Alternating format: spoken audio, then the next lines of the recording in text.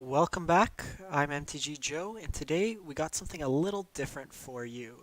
We are looking on more so the MTG finance side of things. So, one of my favorite elements about Magic is trying to figure out what cards are going to spike ahead of time so I can pick them up so I can always play the decks that I want without having to pay huge amounts for the same cards that were available for cheaper a couple days, weeks, or months previously. This helped me build out an extensive paper EDH collection and quite a few standard cards when I was playing competitively in paper. So, like a recent example of this could have been Hydroid Crisis, which was pre-ordering for I think $7 at first, and then went upwards of $50 a card. If you were able to get a play set for under $30, it would have been great. So what we're going to be looking at in this particular session is 6 cards to watch for with the release of War of the Spark, the new Magic set. So what we know from this set is it is about planeswalkers. We're expecting over 30 planeswalkers, and there's a planeswalker that'll be available in every set. So usually what this means is when you have these kind of theme sets from the past, you see a large increase in the casual and EDH market. In this case, for decks built around the theme called Super Friends. So Super Friends is basically a collection of planeswalkers together in either a casual or EDH deck.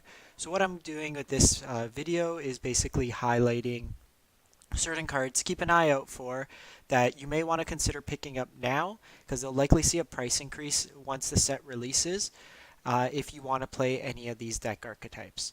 Not necessarily saying go out and buy hundreds of these, because most of the casual kind of speculators will have a hard time moving such high volumes of cards without a storefront. It's more to say get your copy to playset of the cards now at a cheaper price before they go up.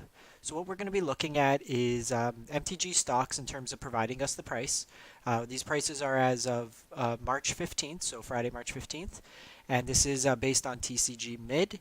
So Star City will usually be a little higher. Really, the price is just a benchmark that we'll see how it kind of trends over the last week in terms of rise. And then we're also referencing a site called EDH Rec. EDH Rec is probably one of the best resources in terms of kind of telling you which cards are very common in a bunch of different EDH decks, as well as just showing how often a card is featured. The more you see a card featured in a particular EDH deck, the more demand it is for this card, and then the more likelihood that you'd see spikes in the card price going forward. So what we're going to be doing is we'll cover 6 cards in particular, and then if there's any other ones you have questions about, feel free to drop it in the chat. So before we get started in the cards themselves, if you haven't done so already, a great way to support the channel for free is hitting the subscribe button in the bottom right hand corner. Costs you nothing, and it's a great way to continue to help show your support of the channel and helps me to continue to grow the channel. So now to get started, the first card we're looking at will be Oath Anisa. So Oath Anisa is an enchantment from Oath of the Gatewatch. It's a 1 mana green. When it enters the battlefield, you look at the top 3 cards of your library, and you can take either a creature, land, or planeswalker and put it into your hand. And then it also acts as mana fixing, so you can play your 5-color planeswalker deck with any mana. So this card right now is about $4.50. In the last week, we've seen an increase of this card of about $3 or 225% increase. So with the announcement of the new set, you're already seeing the card kind of increase in that price, and you'd expect this similar trend to continue as you get closer to the set release and individuals are picking it up. Conversely, you haven't seen as much of a foil increase on the card. We're only about up 16%, with the foils being about $15. This type of card here would likely see a reprint in a commander set, but it's unlikely that you'd see another foil reprint within the Oath cycle. So this is something to keep an eye on if you do like foils for EDH or your casual decks. This will see like a dry up of foils as people continue to like pimp out their decks. And then from EDH Rec, right now you're seeing it in about 3,600 decks. It's a relatively low number. This type of card usually fits Super Friends archetypes, which is a little bit narrower. It does have additional utility in the sense that you can get creatures or lands in addition to planeswalkers, so you are less likely to brick on casting it in a normal EDH deck. But this is one of the cards to consider going forward. So moving on to the next card, it's another Oath. This one is Oath of Teferi. So similar to this, it's a legendary enchantment. So when it enters a battlefield, you can exile a permanent you control and then return it at the beginning of your next end step.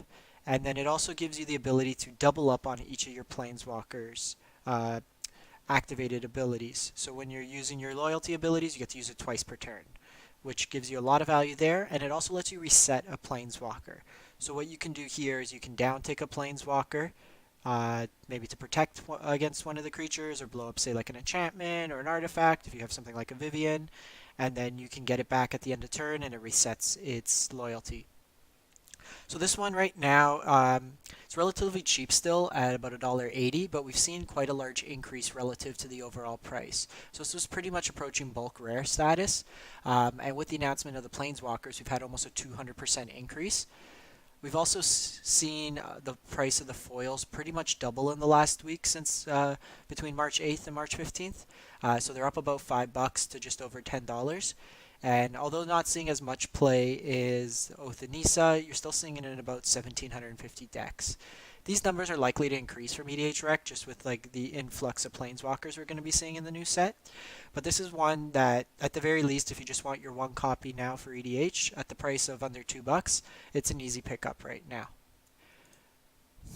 So now the most probably popular of any Planeswalker theme cards, the one that wins the most games, Doubling Season.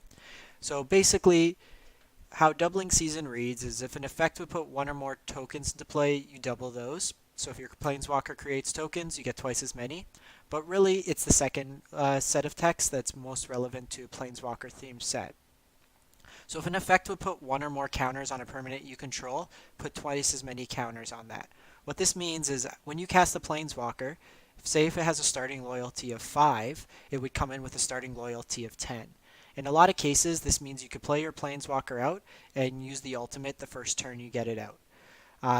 So this card recently in the summer got reprinted in Battle Bond. This was pushing close to probably $80 probably before the reprint. It got to about as low as mid 20s to $30, and we're slowly starting to see it creep up again. So this card right now is about $43. It's up about 12% over week. The foils are pretty stagnant right now. They're only up about 2% out of just under $70. This is particular just for the Battle Bond printing. It is the cheapest version out right now. You do have like the Modern Masters printings, which are a little bit more expensive, and the Judge promos. The number that kind of draws me the most to this is EDH Rec, where you see that you have about 16,000, almost 17,000 of these in play right now. This is probably one of the most popular casual cards. It's used in Atraxa decks, it's used in token decks, so there's a lot of different decks that would pull in this card. So this is something that if you've been on the fence about, now's probably the time to go ahead and pick one up. It's only going to see an increase now. Battle Bond supply is drying up, and we've seen spikes on quite a few cards from the set. This being a mythic, green only, so it's easier to slot into many different decks. It goes in token decks, counter decks, planeswalker decks. So this is one to definitely keep an eye on. So going on next, the Chain Veil. So basically, it has what this is going to basically let you do is you can double up on your Planeswalker's activated abilities for 4 mana. Also with the Teferi mono blue Planeswalker, you can basically infinitely, with enough mana, keep activating your Planeswalkers. So this one here, stopped last single printing in Master Set 15. It's a mythic. Since the announcement of the new set, we've seen it jump up in price from about $30, from about $18 to $30, about a 67% jump. You've also seen the foils almost double up with a 70% jump. This one here is seen in about 5,000 decks. It's pretty much a staple in every Super Friends deck. There is a small potential you'd see something like this printed in Core Set 20 if they are building upon the the Planeswalker War of the Spark theme. But it is something that would likely not see a huge drop, as there's always casual demand for these Planeswalker themed cards. It also, in terms of like Story refers to the chain veil related to Liliana, so you're unlikely to see it in a non-core set themed, just because the story doesn't really tie into it. So it is a bit pricey at $30. I wouldn't advise picking up more than the minimal that you need. Having one that you'd always slot into a Planeswalker deck is usually fine. Um, so moving on, deploy the Gatewatch. So this is basically 6 mana, look at the top 7 cards, put 2 Planeswalkers from them onto the battlefield. So you can basically ramp out and then cheat out, say, an Ugin and a Teferi, or any of the big Planeswalkers from your deck.